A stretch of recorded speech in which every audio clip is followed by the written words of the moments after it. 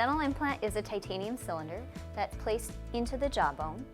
It replaces the root of a tooth, and so you won't set off any metal detectors or anything like that at the airport.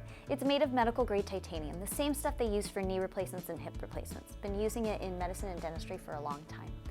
Essentially, it gets placed into the bone, and that because it's made of that medical grade titanium, it actually fuses to the bone. That fusion takes about 3 months at minimum.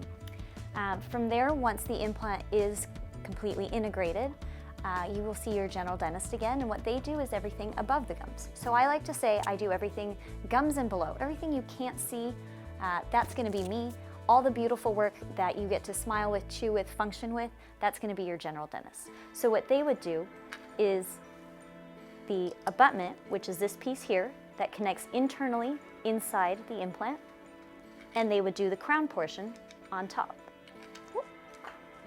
So what you'd see is essentially the natural tooth structure.